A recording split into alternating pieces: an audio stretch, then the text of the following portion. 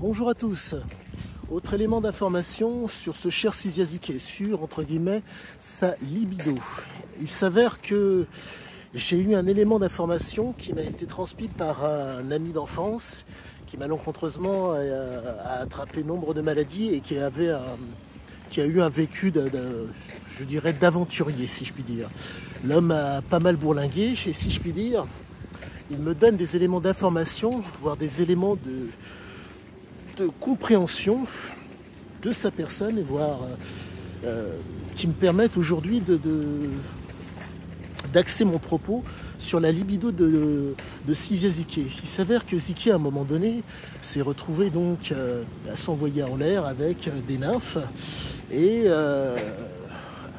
il a eu une espèce de panne. Et donc, pour reprendre ses propos, ses testicules ne battant plus la mesure, je ne sais pas si elles ont diminué, mais quoi qu'il en soit, elles ne fonctionnaient plus, en tout cas elles ne pourvoyaient plus la testostérone nécessaire à son érection.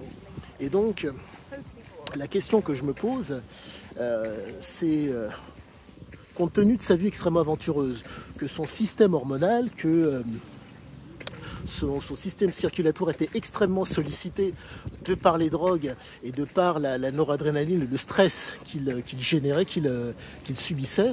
Est-ce que ça explique la panne sexuelle qu'il a eue, déjà d'une? Donc vous avez le mode de vie donc, qui génère de la noradrénaline, mais d'après ce que m'a dit mon ami d'enfance, il y a aussi le fait de la cocaïne. La cocaïne a cette vertu, comment dire, de pouvoir être aphrodisiaque un temps donné. Mais c'est ce qui est dit officiellement.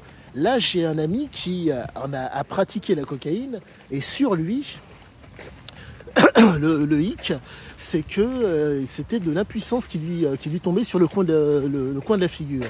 Et il m'expliquait que sous produit, tu ne peux pas. En tout cas, donc pour son cas, donc il faut, c'est une nouvelle piste que je vais devoir creuser par rapport aux écrits de Siziaziké, car il me parlait des effets stimulants de la cocaïne, mais par contre les effets entre guillemets dépresseurs du système reproducteur, du système érectile, on a de la bande des ondes si vous préférez, me pose question. Donc, comme vous le savez, mes questions sont le fait de mon comportement.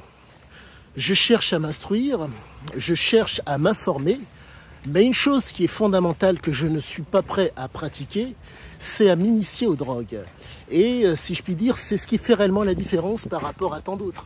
Certains sont capables, pour comprendre ce dont on leur parle, de pratiquer, donc si je puis dire, de s'initier, donc leurs capacités par rapport à moi seront d'autant plus grandes. Par contre, les problèmes sont d'autant plus conséquents parce que vous avez, et là je préviens tous ceux qui voudraient s'amuser avec certaines substances, vous avez des substances qui ont des effets suppressifs. Ce qui veut dire que l'état dépressif, pour en sortir, donc pour vous sentir mieux, il sera d'autant plus simple de reprendre le même produit qui vous a permis d'être stimulé pour pouvoir sortir de l'état dépressif. Et donc la galère est la suivante, c'est que, si je puis dire, le test que vous avez voulu goûter, et résultat, vous vous retrouvez à être pris dans la spirale de l'addiction. Et là, il faut savoir que là, c'est extrêmement grave. L'objectif n'est pas d'être dans la morale, l'objectif est d'être dans la prévention. Si vous avez la génétique de vulnérabilité, excusez-moi, adéquate pour pouvoir devenir un toxico, vous allez plonger à fond dedans. Et je peux vous affirmer une chose, pour pouvoir revenir, c'est minimum 15 ans. Parce que l'apprentissage que vous allez avoir au niveau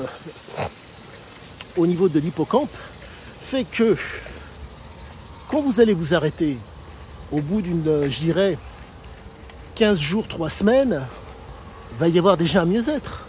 Mais le problème, c'est les corrélations que vous faites. Vous étiez dans des situations en étant assis sur un canapé, en ayant découvert, en ayant en étant dans telle et telle situation, dans tel et tel lieu, vous avez le flash du plaisir du moment que vous preniez. Donc c'est vraiment, quand je dis dégueulasse, c'est extrêmement dégueulasse. Donc mon vœu le plus cher, c'est que, comment dire, j'espère me tromper, mais j'ai l'impression que, quoique, je ne me trompe pas. Je ne me trompe pas. Quoi qu'il en soit, je vais continuer sur ma lancée. Je pense ne pas être loin du vrai. Et quoi qu'il en soit, bon, bah, abonnez-vous, le fameux pouce, si vous le souhaitez. Et donc, à bientôt.